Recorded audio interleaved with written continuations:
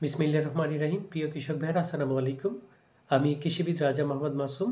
আজকে যে বিষয়টি আপনাদের সাথে শেয়ার করব, বর্তমান আবহাওয়া পরিস্থিতি যেরকম রাতের বেলা ইভেন সকালবেলা অনেক সকাল পর্যন্ত কিন্তু ঘন কুয়াশাটা পড়ছে, আর এই শৈত্যপ্রবাহ চলমান আর কি।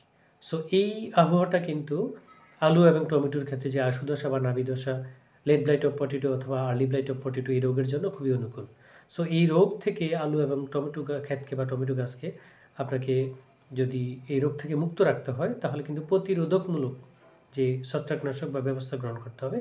প্রতিরোধকমূলক স্পর্শক জাতীয় ছত্রাকনাশক ইউজ করতে হবে, যেমন ম্যানকোজেব 80%, 80 WP, যেটা ম্যানকোজেব, এই ছত্রাকনাশকটা কিন্তু ইউজ করতে হবে।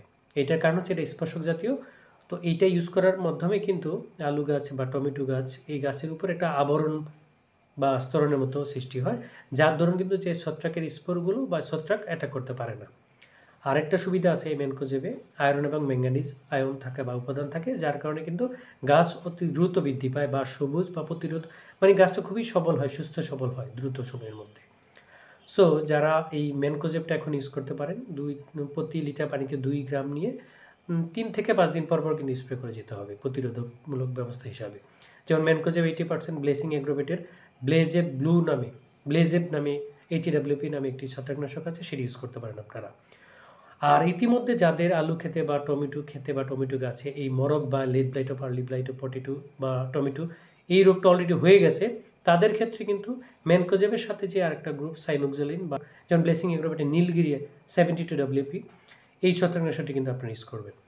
প্রতি লিটার পানিতে 2 গ্রাম নিয়ে 3 থেকে 5 দিন পর পর কিন্তু আপনাদের স্প্রে করে যেতে হবে, যদি হয়ে গেছে যাদের অলরেডি মরক আক্রমণ করেছে তাদের ক্ষেত্রে কিন্তু এটা করতে হবে।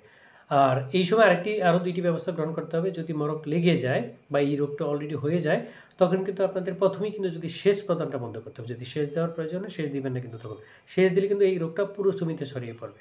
ঠিক আছে, আরেকটি কাজ করতে হবে যে সালফারের উপরি প্রয়োগ, সেটা কিন্তু বন্ধ করতে হবে, তাহলে কিন্তু এই রোগটা কন্ট্রোল করা সম্ভব। আর এই আবহাওয়াতে কিন্তু আরও 2টি পোকা, সাদামাছি, এগুলোর আক্রমণ কিন্তু বেড়ে যায়।